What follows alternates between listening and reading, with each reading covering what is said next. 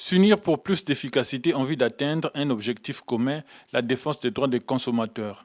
Enjeu de ces descentes conjointes des associations congolaises des consommateurs et de défense des droits des consommateurs du Congo au centre d'appui de la pêche artisanale de Pointe-Noire et au marché de l'OCH. Les présidents de ces deux associations ont échangé avec certains vendeurs et pêcheurs de poissons sur les causes de cette pénurie. Leurs interlocuteurs ont dénoncé certaines mauvaises pratiques de pêche. On nous a amené des gros navires de 2000 chevaux.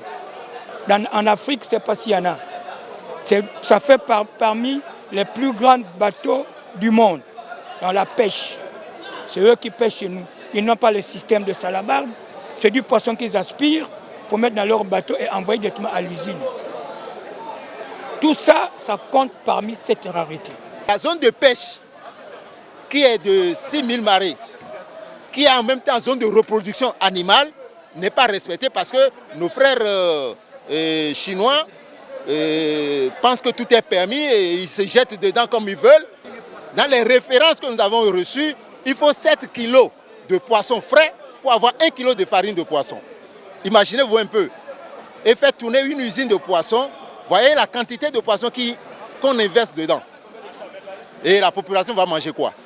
Et d'année en année, ça ne fait que diminuer la reproduction.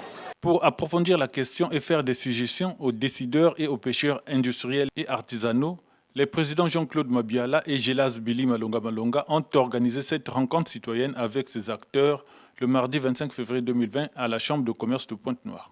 Les makwala et les masundi, c'était des poissons pour tous les ménages. Ça, ce n'était pas quelque chose où c'est seulement les foyers riches qui pouvaient en manger. C'était à la portée de tout le monde parce qu'il y en avait suffisamment. Mais ça fait même pas 3 ou 4 ans, la caisse coûtait 3 000 francs. Maintenant, vous avez suivi, la caisse coûte 35 000, s'il vous plaît. Je dis bien 35 000. Mais si la caisse coûte 35 000, les gens vont manger comment? Il y a d'abord le paupérisme aigu du moment où le ministre d'État en charge de la pêche avait déjà signé une circulaire. Le président de la République avait déjà... Il y a une loi qui est là. Nous jouons le rôle de surveillant général dans les administrations publiques et privées.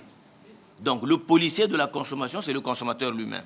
Étant connu de tous, le sujet a suscité les réactions de certains participants dans la salle en guise de complément d'information.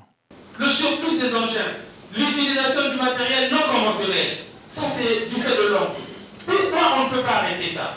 Par rapport aux pays frontaliers, vous allez constater que le Gabon compte une vingtaine de bateaux de pêche pour 800 km de côte. L'Angola compte une soixantaine de bateaux de pêche pour 1800 km de côte. Déjà avec une côte de 170, une centaine de bateaux. Alors vous constatez au juste, par rapport à ce constat, il y a problème. Le chef de l'État a signé la loi. La loi, elle est là. Le ministre d'État a signé une circulaire. J'ai la circulaire là. Si ils ne respectent rien, ceux qui ont l'obligation de réguler ce secteur-là, ils auront la réponse du côté du gouvernement.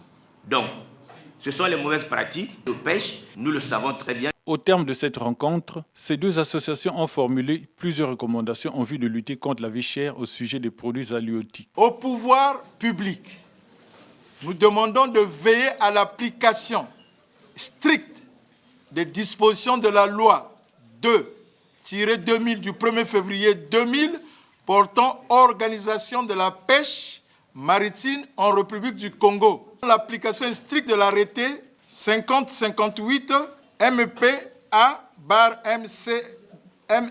du 5 juillet 2010 relative à l'installation des systèmes de positionnement de détresse et de sécurité au bord des navires de pêche. Limiter le nombre de bateaux de pêche en tenant compte de notre territoire maritime et notre ressource en favorisant les nationaux. Contrôler et réguler les quantités de poissons en direction de l'usine de transformation de poissons en farine.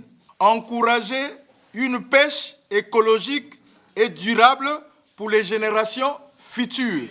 Cette initiative visant à appliquer la réglementation dans ce domaine halieutique a été saluée par les participants à cette rencontre. Thank you.